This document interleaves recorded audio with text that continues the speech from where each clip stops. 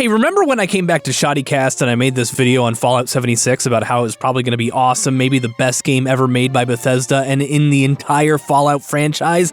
And then the game dropped and... Yeah.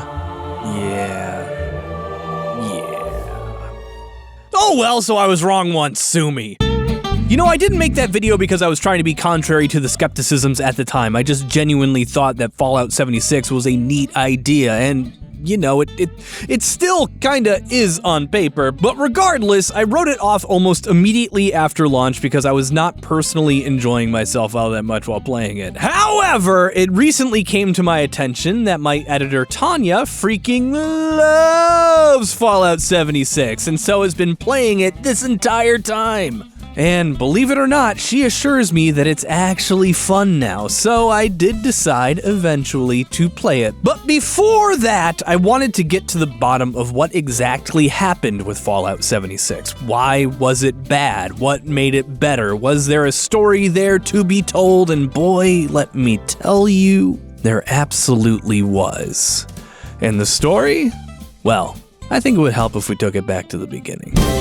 The development and release of Fallout 76 did itself no favors. It was plagued by scandals, broken promises, and crappy nylon bags. The first year of the game's launch solidified it as a game not to play. The truth is, though, the problem started months and maybe years prior in the game's life cycle. When Todd Howard announced the game's launch during E3 2018, he promised a world where the player's choices brought the wasteland to life. It was a pretty bold statement, one that said the heroes and villains would be decided by those who explored the post-apocalyptic world, not the game developers who created it.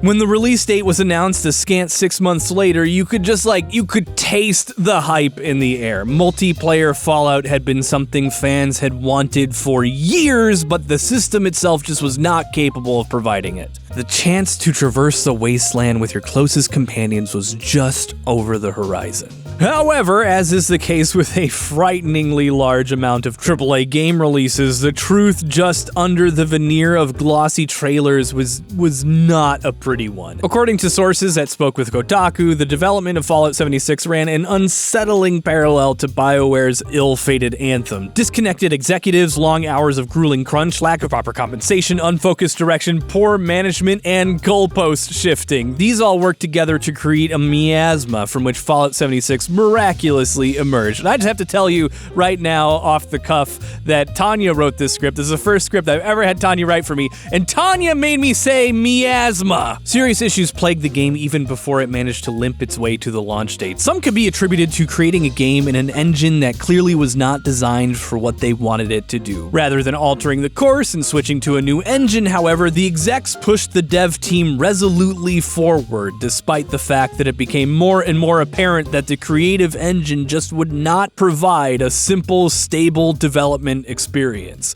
Workflow breakdowns between and within teams were exacerbated by what felt like an intentional decision to not seek out multiplayer game development knowledge within their own studio umbrella. Bethesda is also responsible for the successful Elder Scrolls Online, and instead of using that free resource to its fullest, ESO's development team were mostly ignored for who knows why. Some people at Bethesda even felt a kind of bitterness for the success that Fallout Shelter had. It made for a toxic environment that was described as a black hole of talent. 76 simply had a habit of chewing up and spitting out even senior development, some of whom had been working on the Fallout franchise since Van Buren and Fallout 3. Outside the studio doors, things were also not shaping up too well, despite repeated assurances that everything was fine. In a classic move retained from the hype cycle of Fallout 4, Bethesda started taking pre-orders. We all know how much I love those, before there was really much of a game to go off of. They were probably relying on the hype a Fallout game would have and just be like, you just buy our game, please. The backlash to Bethesda intensified when the 76 beta that was released 1 month before launch showed a buggy mess of a game, which, you know, is fine. Ish, it's a beta, things aren't gonna be perfect, but it was a pretty rough look. Even putting aside the pile of bugs threatening to topple the game into itself without the inclusion of NPCs or an intentional storyline chain, the game felt empty, felt dead. It just had no life, no vibrance, and more than a few hilarious T-poses. The beta painted a grim picture, but the game pushed forward to release in almost exactly the same state it had been seen in the beta. There's a lot to go over what went wrong with the game, so to start, we'll just scratch the surface a little bit. Promises of refunds were made and then broken. The game itself got discounted only a week after release. Accusations of false advertising were rampant, mostly involving the exclusive merchandise Bethesda had offered for pre-order. The $200 collector edition featured a slick-looking canvas bag in its advertisements, but when customers received their goods, an inferior nylon bag was included instead. When Bethesda finally agreed to send out the proper bags to those who showed proof of purchase, the website for the exchange suffered a data breach. Yeah.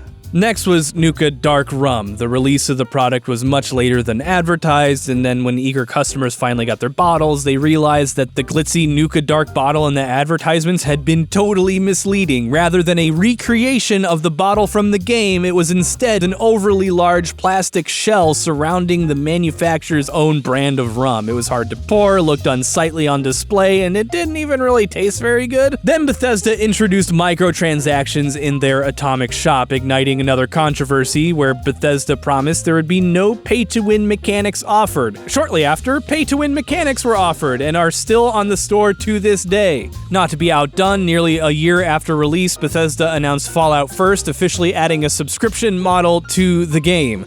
The subscription gave people the ability to create private and custom worlds, a scrap box with unlimited space, a mobile home point that can be placed almost anywhere in the world, extra rewards for achieving certain ranks during a season, and free items every month to be used in the aforementioned cash shop.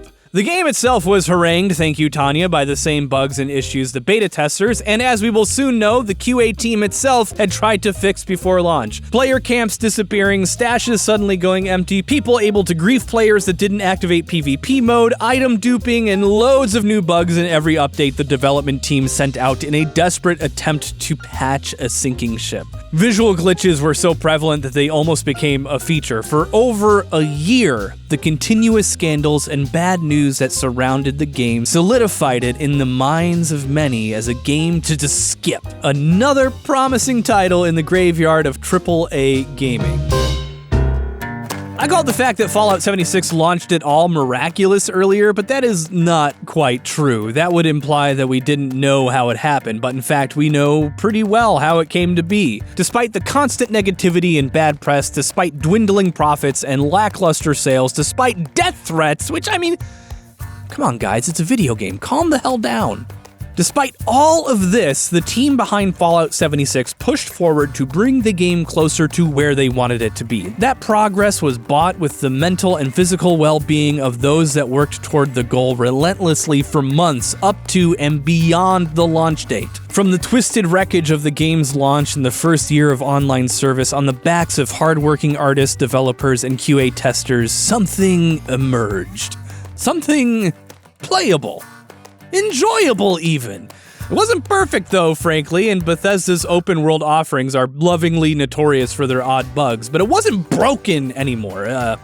Not completely broken. Little by little, successful update by successful update, Fallout 76 grew beyond the shackles of its disastrous launch, and truly, the game itself is surprisingly beautiful. The Appalachia wasteland, not yet scorched by years of fallout, still has green in it. The world is obviously not doing well, but there is still green in the leaves. Look, see here?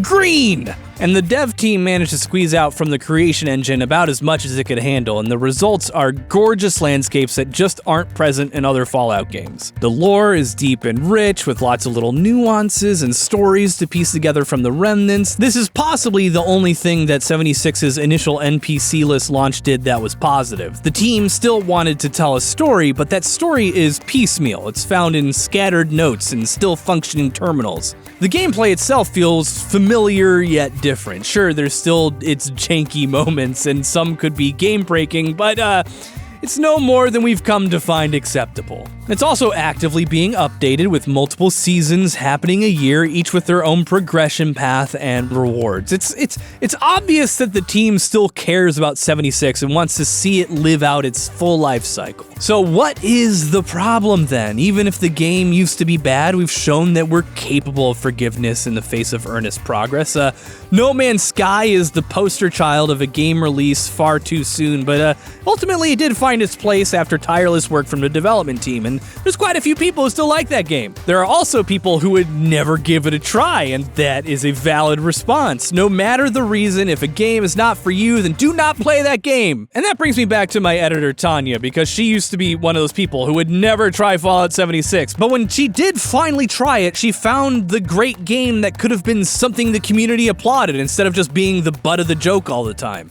It's around here where I come in. Tanya dragged me back onto my level 6 something guy that I had back from when the game launched and loaded me down with a bunch of ammo. Nepotism is a hell of a drug.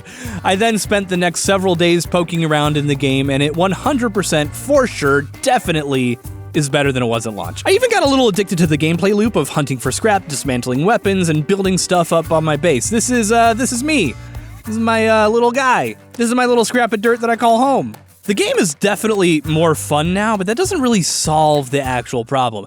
The actual problem to me is this: the revelations provided by journalists bring out an unsettling problem. Who deserves our support? By purchasing and playing Fallout 76, you directly reward the higher-ups at Bethesda for their shoddy goddamn handling of the game's development cycle. And in turn, that does incentivize them to do the same thing all over again. However, if you refuse to purchase the game to try and vote with your wallet, all of the people that worked so hard for this game to make it what it is today, some of which burned their candles out by doing so, they are the ones who will ultimately suffer. But if you purchase the game after they've been mistreated so badly, it again encourages the next release to follow with the same pattern, and it's just this horrible loop. Capitalism is the worst, guys!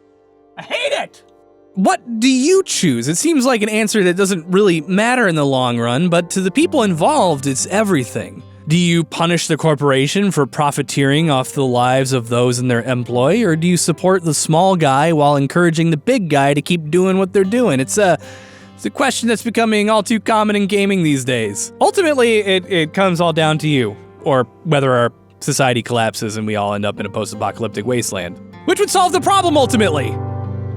Thank you, everyone. That was a fun video. I really loved making it. I want to give a personal thank you to Tanya, who wrote, this is their first script ever, and made me say harangue and miasma. Everyone give a round of applause to Tanya for first script. I thought it was a great script, Tanya. Woo! Tanya! If you liked that, we're going to be doing more videos like that here on this channel, so like the video and subscribe. Tell me down below whether you play Fallout 76 and whether you like it, and maybe show me some of the screenshots of your little home base on Twitter at ShoddyCast. So yeah, that's it. That's all I have to say. Love my patrons. Bye.